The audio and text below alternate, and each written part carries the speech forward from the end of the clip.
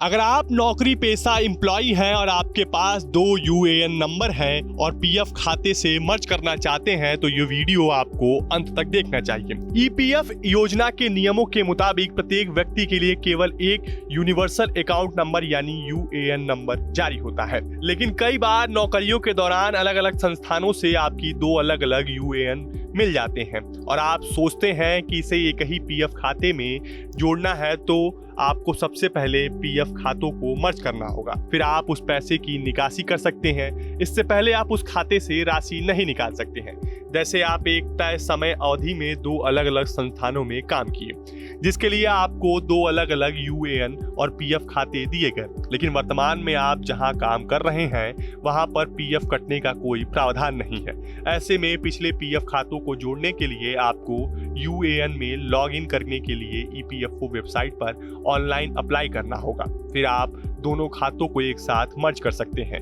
UAN के मर्ज करने के लिए आपको ईपीएफओ वेबसाइट पर उस यूएएन क्रेडेंशियल के साथ लॉगिन करना होगा। इसके बाद एक सदस्य और एक ईपीएफ खाते के ऑप्शन का चयन करना होगा, जिसमें पहले वाले यूएएन को विलय किया जाना है। क्योंकि आपके वर्तमान संगठन में पीएफ के लिए कोई प्रावधान नहीं है, इसलिए आपको दावा दायर करने के लिए अपने पीएफ खाते में बची राशि निकालने की जरूरत पड़ेगी।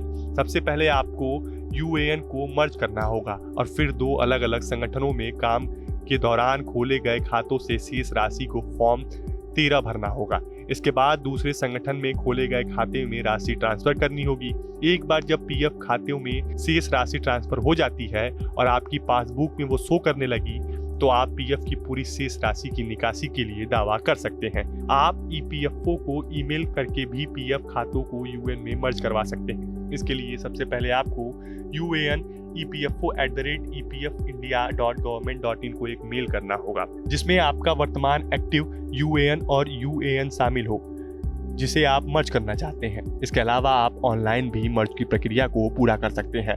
वर्तमान नियोक्ता यानी जिस कंपनी में आप नौकरी करते हैं उसको समस्या के बारे में सूचित करें।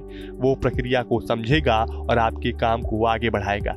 ईपीएफओ यानी कर्मचारी भविष्य निधि संगठन डिटेल को वेरीफाई करेगा और पिछले यूएएन को डीएक्टिवेट कर देगा। नौकरी छोड़ने की तारीख पर पीएफ की संचित राशि की निकासी पर छूट मिलती है। क्योंकि आपने 5 साल से अधिक समय तक लगातार नौकरी की है, पीएफ की निकासी पर टैक्स उस समय लगता है जिस साल आप पीएफ अकाउंट से पैसे निकाल रहे हैं। उदाहरण के तौर पर अगर आप वर्ष 2022-23 में पीएफ अकाउंट में पैसा काटता है और वर्ष 2024-25 में अकाउंट से पैसा निकालते हैं, तो आपका टैक्स वर्ष 2024-25 का लगेगा, ना कि 23 का। कर्मचारी मैच्योरिटी से पहले भी पीएफ खाते से पैसा निकाल सकता है, लेकिन ध्यान रहे कि यह कुछ अपरिहार्य स्थिति में ही लागू है। जैसे बीमारी या घर बनाने जैसे कामों के लिए पीएफ अकाउंट से पैसा निकाला जा सकता है। इसके लिए सबसे पहले आपको आवेदन करना होगा। फिलहाल आपको हमारा वीडियो कैसा लगा हमें कमेंट बॉक्स में जरूर बताएं। देश और दुनिया की तमाम वो यूपी उत्तराखंड की हर छोटी बड़ी खबर के लिए न्यूज स्टेट चैनल को सब्सक्राइब करना ना भूलें।